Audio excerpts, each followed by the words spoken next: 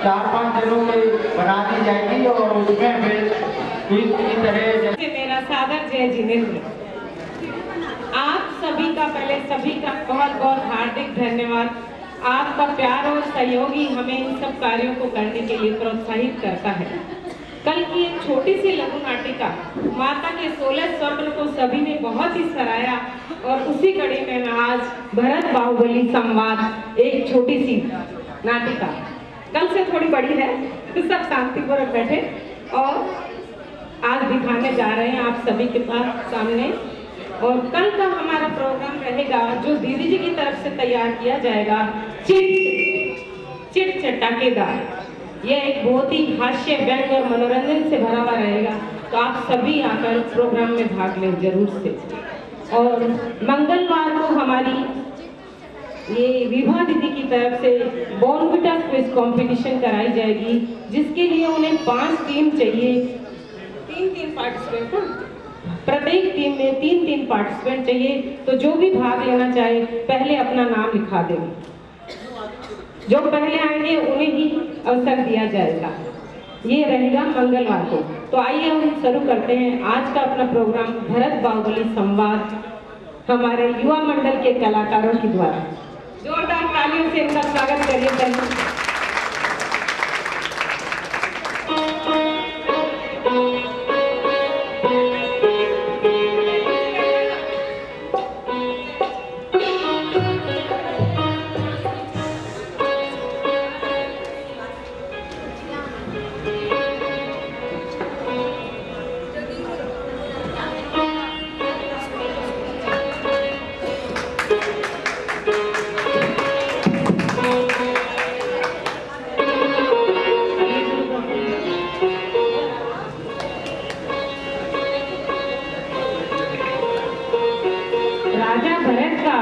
दरबार लगा हुआ है।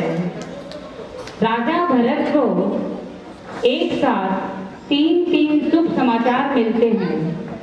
पहला शुभ समाचार भगवान आदिनाथ का समोसरण नगरी में आया है। दूसरा, राजा भरत को पुत्र रत्न की प्राप्ति हुई है। तीसरा, आयुधशाला में चक्र रत्न उपलब्ध हुआ है। यह सुनकर सबसे पहले राजा भरत अपने सिंहासन से उठकर 7 कदम आगे बढ़कर भगवान आदिनाथ को नमस्कार करते हैं।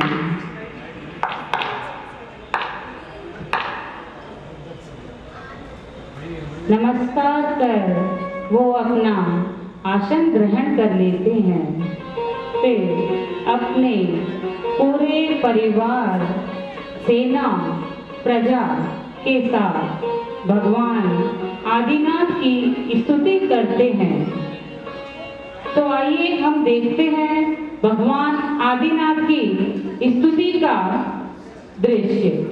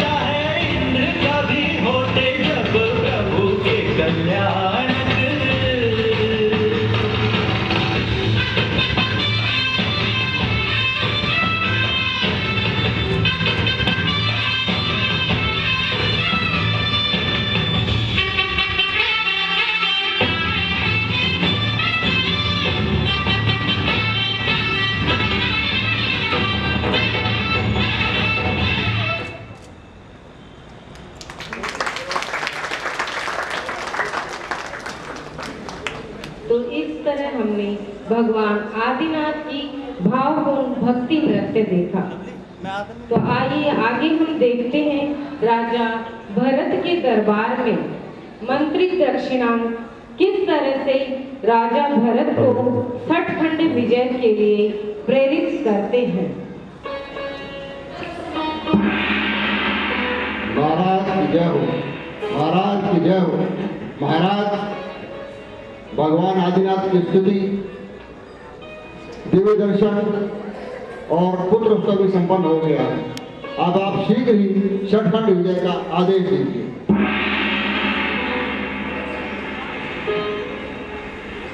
षटखंड विजय? षटखंड विजय की क्या आवश्यकता है मंत्रीवर? पुण्य प्रताप से वैसे ही अपार संपदा है, सारी प्रजा सुखी एवं आज्ञाकारी है। किसी को भी बल का भय दिखाकर पराधीन करना आसान है, किंतु लोगों के मन पर प्रेम से शासन करना कठिन है। महाराज, मैं आपकी उदासी का कारण समझ सकता हूँ। आप तत्वज्ञानी एवं आत्मज्ञानी हैं। भगवान आदिनाथ के पुत्र भरत का अगर किसी का चींटी मात्र डूब जाए तो उसको सहन नहीं होगा। परंतु महाराज, आपके यहाँ चक्र रत्न उत्पन्न हुआ है, उसका धर्म तो आपको निभाना ही होगा। यही राजनीति का धर्म है और यही समय की मांग है। पुत्र कितना भी महान क्यों न हो मंत्रीवर, वह अपनी हर सफलता और विफलता को अपनी माता के चरणों में अर्पित करता है। आज ये अभागा भरत भी अपने मन के द्वंद्व को मिटाने के लिए अपनी माता के पास जाना चाहता है।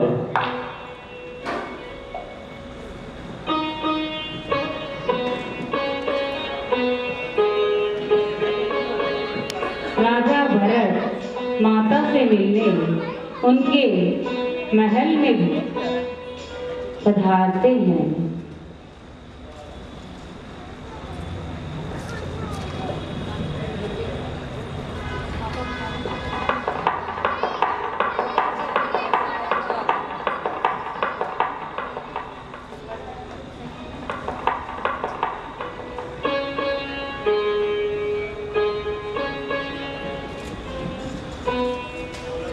माताश्री।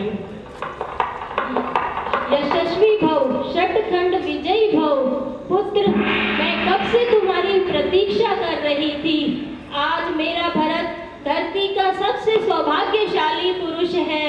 तीनों सुखद समाचारों ने आज हमारे राज्य के गौरव को बढ़ा दिया है और तुम उदास हो, क्या बात है पुत्र? ममता सत्य को स्वीकार नहीं करती माँ। भरत की माँ इतनी भी कायर नहीं कि ममता के बंधन के वशीभूत होकर अपने पुत्र के चेहरे के सत्य को ना पढ़ सके। मैं सब समझती हूँ कि आत्मध्यानी भरत को भला षटखंड विजय में क्या रुचि हो सकती है, किंतु पुत्र, तुम्हारा राजधर्म यही है कि तुम हर्ष और उल्लास के साथ जाकर षटखंड विजय के लिए प्रस्थान करो। भरत क्षेत्र के भावी भाग्य विधाता आदि चक्रवर्ती सम्राट नंदा के दुग्ध से पुष्ट सौभाग्यशाली ऋषभ देव के पुत्र की कातरता का कारण ये राजमाता जानना चाहती है। अपने पुत्र भरत को आज जो कुछ भी कहो मां, परंतु भाग्यशाली नहीं। आज इस भरत को अपने भाइयों और नागरिकों के भाग्य से ईर्ष्या हो रही है, जिन्हें कि आज से ही दिन में 3-3 बार 6-6 पल भगवान ऋषभ देव की दिव्य वाणी सुनने का अवसर प्राप्त होगा मां। और उसी समय से ये अभागा भरत साम दाम दंड भेद की राजनीति करता हुआ युद्ध क्षेत्र में अपनी सेना का संचालन कर रहा होगा मां, संचालन कर रहा होगा। मैं दिग्विजय नहीं चाहता मां, मैं दिग्विजय नहीं चाहता। मैं अपना जीवन प्रभु की भक्ति में लीन रहकर व्यतीत करना चाहता हूँ मां, व्यतीत करना चाहता हूँ। चक्रवर्ती की आंखों में आंसू शोभा नहीं देते। तुम्हारा राजधर्म यही है कि तुम हर्ष और उल्लास के साथ षटखंड विजय के लिए प्रस्थान करो। क्या एक पुत्र अपनी माता के सामने अपनी हृदय की पीड़ा को भी नहीं बता सकता माँ? क्या ये अभागा भरत अपनी जन्मदात्री माता के सामने अपनी पीड़ा के भी आंसू नहीं बहा सकता माँ? किंतु पुत्र, बात माता की नहीं, राजमाता की है। और इस समय तुम्हारा धर्म यही है कि तुम हर्ष और उल्लास के साथ शतखंड विजय के लिए प्रस्थान करो, क्योंकि भरत का भारत अखंड होना ही चाहिए, 6 खंडों में विभाजित नहीं। ठीक है माँ, तेरे आदेश और कर्तव्य का के वश में होकर इस रत्न चक्र का भार ढोते हुए मैं दिग्विजय के लिए जाता हूँ। आज्ञा प्रदान करे माँ। विजयी भव पुत्र, विजयी भव।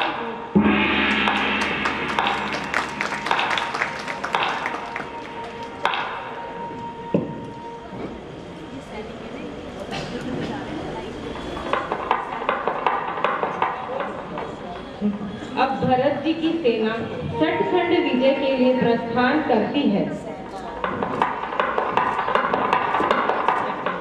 चक्र हाथ है किंतु धर्म साथ है, चक्र हाथ है किंतु धर्म साथ है। भरत जी की सेना चली, आज जाने की सेना चली। भरत जी की सेना चली, आज जाने की सेना चली। भूल खिले डाल डाल जिंद हो गया कमाल, भूल खिले डाल डाल जिंद हो गया कमाल। भरत की विजय हुई, चक्ररत्न की विजय हुई। भरत की विजय हुई, चक्ररत्न की विजय हुई। भूल खिले डाल डाल जिंद हो गया कमाल, भूल खिले डाल डाल जिंद हो गया कमाल। भरत की विजय हुई, हाथ थामे की विजय हुई। भरत की विजय हुई, हाथ थामे की विजय हुई। इस प्रकार राजा भरत जैसे जैसे आगे शतखंड विजय के लिए बढ़ते हैं, राजा उन्हें देखकर, उनके यशस्वी को देखकर नतमस्तक हो जाते हैं और अपना मुकुट उनके चरणों में स्वयं ही रख देते हैं और उनकी अधीनता स्वीकार करते जाते हैं। और राजा भरत भी उन्हें अपना मुकुट वापस पहनाकर उन्हें अपना राज्य देते हुए आगे बढ़ते जाते हैं। इस प्रकार अब तक बिना किसी नरसंहार के शतखंड विजय करते हुए महाराज बाहुबली के राज्य कोदनपुर की सीमा पर भरत की सेना पहुंचती है। तो आइए अब हम देखते हैं भगवान महाराज बाहुबली के दरबार का दृश्य।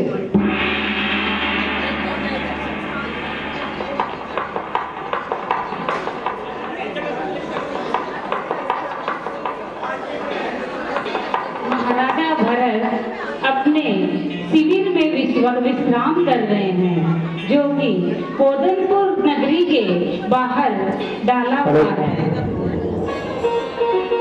देवी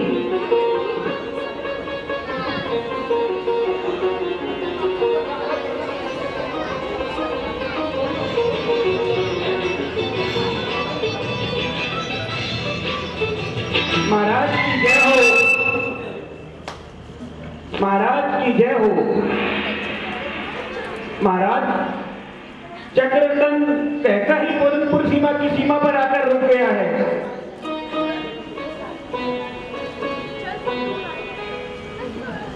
मंत्रीवान, विजय उत्सव से मैं थक गया हूँ। अब मेरा हृदय विश्राम चाहता है। विश्राम महाराज? कैसा विश्राम?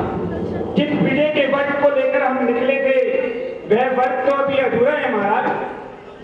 अभी तो महाराज बाहुबली महाराज भी आपको प्रणाम करने नहीं पधारे। ऐसा प्रतीत होता है कि शायद किसी कारणवश चक्ररतन पोलनपुर की सीमा पर आकर रुक गया है।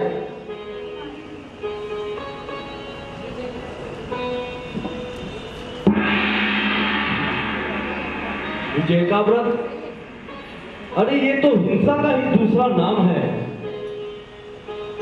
पारस्परिक कलह से बचने के लिए पिताश्री हम सब भाइयों के बीच में राज्य का विभाजन कर गए थे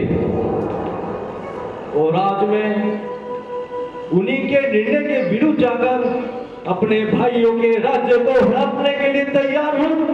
नहीं नहीं, धिक्कार है मुझे, ऐसा मैं कदापि नहीं कर सकता। और बाहुबली, अरे बाहुबली तो मुझे अपने प्रिय पुत्र अधिकृति से भी ज्यादा प्रिय है। यदि मेरा संदेश पाकर वो भी दीक्षा के लिए चले गए तो मैं अपना ये कलंकित मुंह अपनी छोटी माँ को कैसे दिखाऊंगा मंत्रीगण, कैसे दिखा पाऊंगा? नहीं नहीं, ऐसा मैं नहीं कर सकता। महाराज आप चिंता न करें, मैं किसी भी प्रकार महाराज बाहुबली को आपके समक्ष लाने का प्रयास करूंगा। दक्षिणा, मैं बाहुबली को उनके बाल्यपन से जानता हूं। उनका ये हट इस चक्ररतन के हट से भी अधिक है। महाराज यहाँ तो दो भाइयों के हृदय के मिलन की बात है, यह कार्य मेरे लिए कठिन नहीं है। दक्षिणा, तुम अत्यंत प्रवीण हो, वाक कला में अत्यंत चतुर हो, मुझे तुम पर पूरा विश्वास है। जाओ और जाने के लिए तैयार हो जाओ।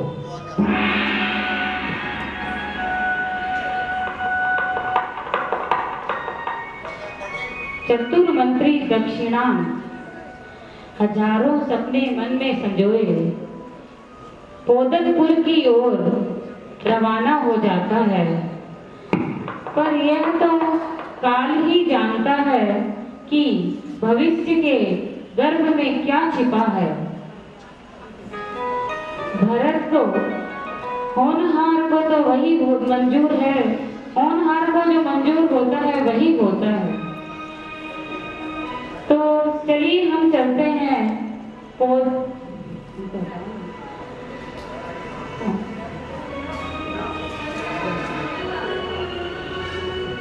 भरत अपने युद्ध के शिविर में आराम कर विश्राम कर रहे हैं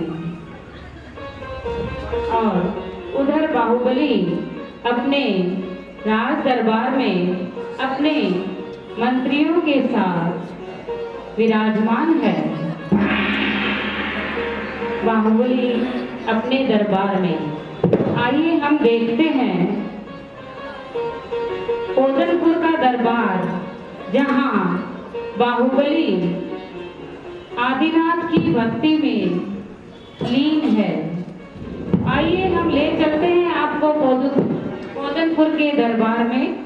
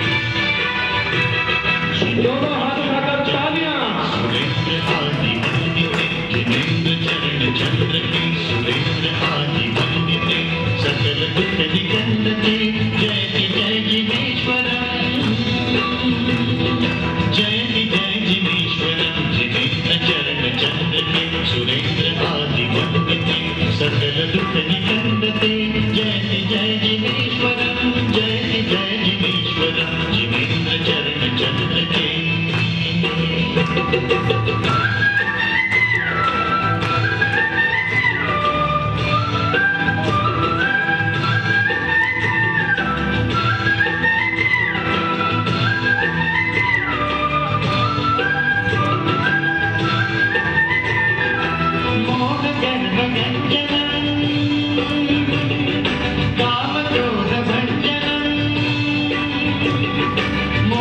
रण मगन